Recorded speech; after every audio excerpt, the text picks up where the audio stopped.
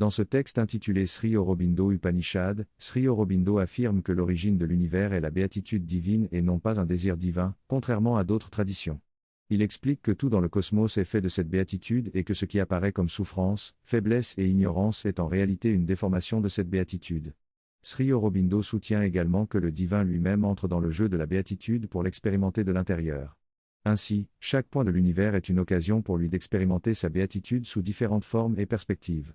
Deux idées principales émergent de cette compréhension: le divin peut se relier à l'univers de différentes manières et il doit profiter de chaque point et de chaque moment pour connaître toutes les facettes de sa béatitude. Cela conduit à l'évolution et à l'éveil progressif de l'univers. Dans l'univers en mouvement, le divin expérimente les différentes couleurs de sa relation avec tout et avec lui-même.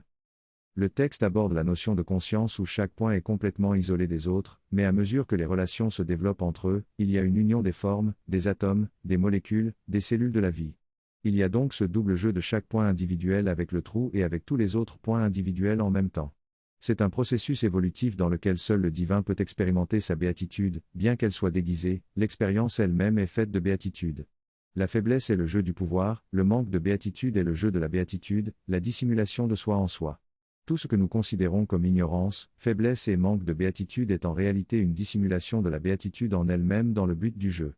Le texte décrit également comment le jiva, l'âme individuelle, rit et pleure béatement, libère des larmes et palpite de bonheur même dans les situations sombres et les tourments intenses. Pour profiter pleinement de la partie obscure et ignorante de l'ananda, le jiva la dissimule et devient obscur et ignorant lui-même. Il cache donc l'ananda pour en jouir pleinement. C'est une distorsion de la nature de surface qui ne peut pas expérimenter la véritable ananda. L'ananda n'est ni une exagération du plaisir ni une exagération des tourments, ce sont les deux des distorsions de la même chose. Le jiva dissimule l'ananda pour profiter de la partie sombre de l'ananda du monde, il devient obscur lui-même et dissimule la béatitude. Dans ce texte, il est question de la recherche du bonheur et de la signification de la souffrance. L'auteur fait référence au livre Savitri et explique que le bonheur éternel est la couronne de la divinité. Cependant, la souffrance est le résultat de l'ignorance de notre nature divine, de notre sens de la séparation. La souffrance nous rappelle l'existence d'un Dieu secret profondément enfoui en nous, que la vie nie. Lorsque nous faisons l'expérience de la douleur, elle nous rappelle qu'il y a une réalité divine cachée derrière la façade de la vie quotidienne. Pour trouver le bonheur, il faut se détacher de la superficialité de la douleur et plonger à l'intérieur de nous-mêmes, dans notre essence divine. Cela demande de prendre du recul par rapport à la douleur, de se rendre compte qu'il y a une partie de nous qui n'est pas triste, qui n'a pas mal. Petit à petit, on se laisse emporter par cette partie intérieure qui est heureuse et enjouée. En continuant d'explorer cette dimension intérieure, on peut toucher un état de béatitude. La douleur est donc un moyen de nous rappeler que nous sommes bien plus que nos souffrances, et que notre véritable nature est le bonheur. Il s'agit d'aligner notre conscience avec notre essence divine pour transcender la douleur et trouver la paix intérieure. Ce passage parle de la nécessité de récupérer notre conscience divine et de transcender les couches de l'indifférence, de la douleur et de la joie pour accéder à l'extase et à l'absolu. L'auteur souligne que l'indifférence est la première étape où nous sommes coupés de la conscience divine et que la douleur et la joie sont des revêtements temporaires. Il indique que la clé est de se tourner vers le divin dans la joie et d'expérimenter la béatitude absolue. Toutefois, il est souligné que la douleur et la joie sont relatives, tandis que la béatitude absolue est une expression de joie complète fondée sur un calme infini. Enfin, il est expliqué pourquoi l'âme choisit de s'incarner dans ce monde et de découvrir cette facette plus sombre de la béatitude divine. L'âme était curieuse de l'ombre de la vérité et a été attirée vers l'inconnu, explorant ainsi l'espace et la multiplicité. Cela crée un contraste avec la vérité absolue et permet une croissance et une évolution. Dans ce texte, il est dit que la vérité contient à la fois la négation et la multiplicité. Au sein de cette vérité, l'ignorance et la souffrance font partie de l'expérience de l'âme. L'âme est attirée par cette possibilité d'ignorance et de surprise dans un monde rempli de dangers et de luttes. Elle choisit de descendre dans ce monde où elle doit faire face à la douleur, au drame et à l'incertitude. Malgré tout, l'âme connaît une joie intérieure et elle est capable de se relever des défaites. La destinée de chaque individu est un échange constant entre l'âme et la nature, avec Dieu comme juge.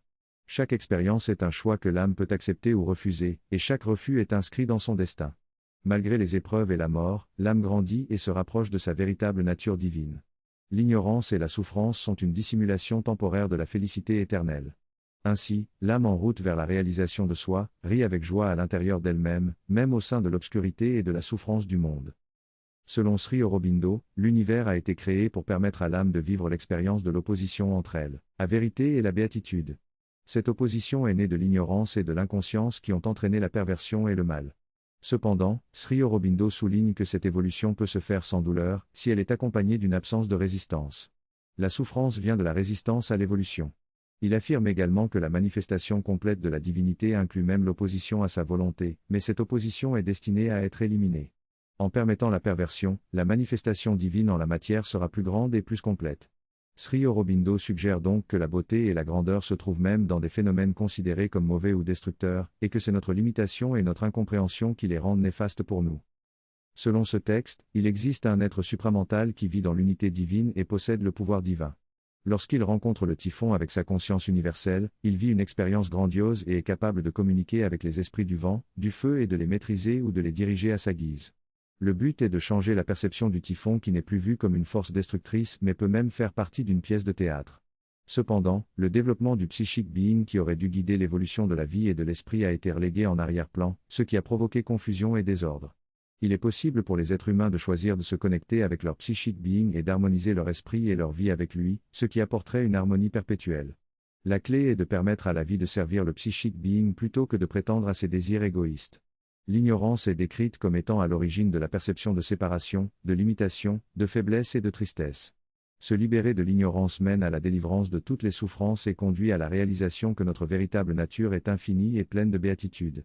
En méditant sur ces idées et en recherchant la fusion avec le divin, on peut atteindre le bonheur éternel et transcender les joies et les peines du monde.